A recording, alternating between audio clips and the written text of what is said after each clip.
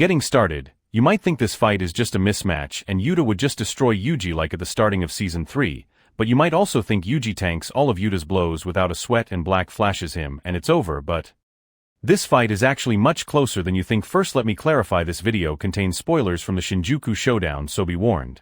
So let's begin and take a look at Yuji's abilities. First of all, he is a durability monster, and in hand-to-hand combat, only a few people can match him. He has various techniques like blood manipulation, which is arguably even stronger than Choso's. Has RCT on the level of Gojo. As we saw, he was instantly able to regenerate his leg from Sukuna's attack. He even has Sukuna's shrine techniques like cleave and dismantle. Lastly, we don't know the name of his domain or how it works clearly, but he does have a domain expansion, which would be useful. Now let's take a look at Okatsu's techniques. First of all, he has some decent durability as he was able to survive attacks from Kurorushi, Yuro and Ishigori.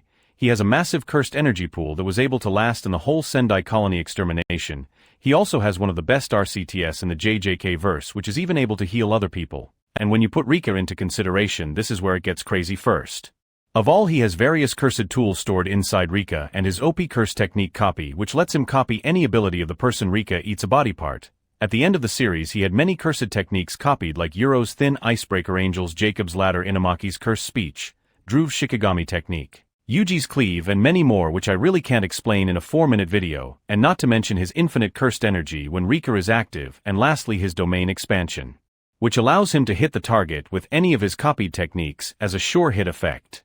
Now, getting started.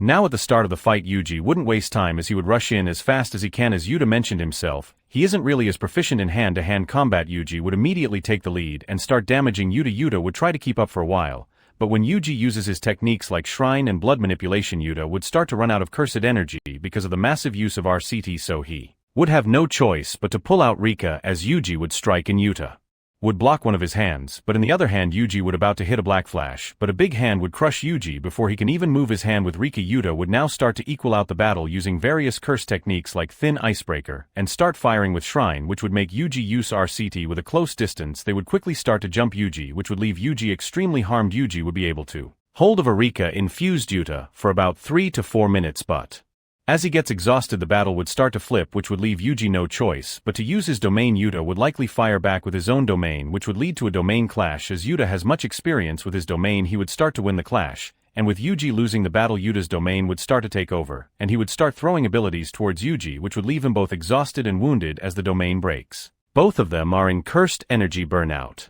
But Yuji stands up. It's been 4 minutes and 30 seconds since Rika was summoned. Yuta know he has 30 seconds to finish this fight. He starts jumping Yuji.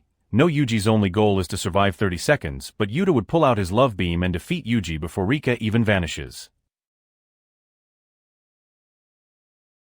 No, this was an interesting scenario. In your case Yuji might win, but this is my opinion. If you have any opinions, drop them down below in the comment section, and remember, you're only allowed to like and subscribe if you enjoyed the video. Peace out.